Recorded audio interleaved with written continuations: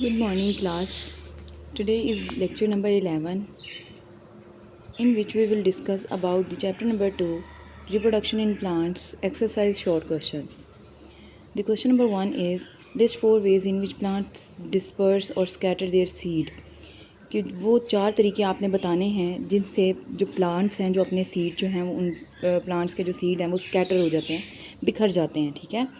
The answer is the 4 phases in which plants disperse or scatter their seed are following: wind dispersal, animal dispersal, water dispersal and explosive dispersal. और ये 4 वो points हैं जो आपको reading में भी मैंने समझाए थे. ठीक है, कि किस किस तरीके से जो है वो किसी भी कोई भी फ्लावर है या कोई भी प्लांट है तो उसका सीड जो है वो स्कैटर होता है, बिखर जाता है, एक जगह से दूसरी जगह चला जाता है. ठीक है, with the help of wind, with the help of animal, with the help of water and with the help of burstation. यानी कि बर्स्ट होने से सीड जो उसकी कोटिंग होती है बर्स्ट होती है और सीड वो डिस्पर्स हो जाता है. ठीक है. The question number 2 is name the types of pollination.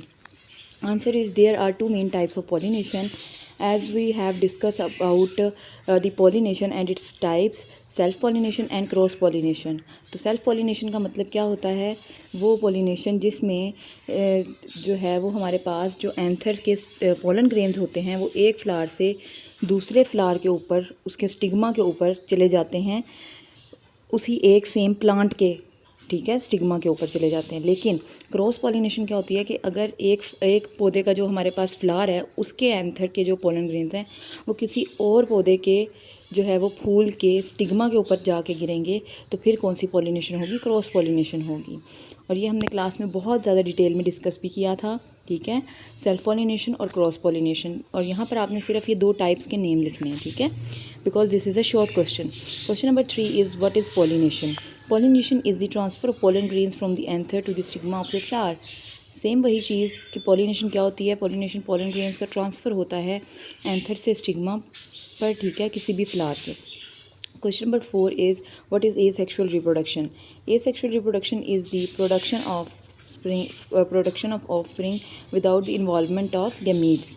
Gametes की किसी 2 ऑर्गेनिज़म्स की इन्वॉल्वमेंट के बग़ैर किसी एक जानदार से सेम उसी की तरह का नया जानदार बन जाना क्या कहलाता है? Asexual reproduction. ठीक है. Question number 5 is what are the stages of sexual reproduction in plants. तो सेक्सुअल रिप्रोडक्शन की प्लांट्स में क्या स्टेजेस होती हैं?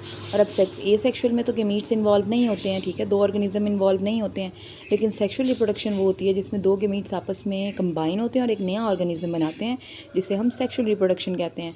तो वो कह रहा है कि उसकी स्टेजेस बता दें कि कौन कौन सी स्टेजेस होती हैं. तो first stage is pollination, second stage is fertilisation, third is seed formation and fourth is seed dispersal. These four stages are the stages of sexual reproduction in plants. ठीक है, तो ये आपके थे 5 क्वेश्चंस, शॉर्ट क्वेश्चन, जो कि आपको PDF की फॉर्म में भी मिल जाएंगे. तो आपने इनको क्या करना है? आपने अपनी नोटबुक्स के ऊपर आपने इनको जो है वो राइट डाउन करना है विद टाइटल पेज. ठीक है, आपने टाइटल पेज पहले बनाना है, उसके बाद आपने 5 शॉर्ट क्वेश्चंस लिखने हैं. ठीक है, और PDF में आपको जो है कुछ पेजेस के ऊपर डायग्राम्स भी ब्लैंक पेजेस पर नज़र आएंगी, तो वो आपने लाजमी जो है उनको क्या करना है? आपने ड्रॉ करना है. ठीक है, और ये आपके शॉर्ट क्वेश्चंस आपने अपनी नोटबुक पर राइट डाउन करने हैं और इनको लर्न करने की भी कोशिश करनी है. ठीक है, ओके, अल्लाह हाफिज़.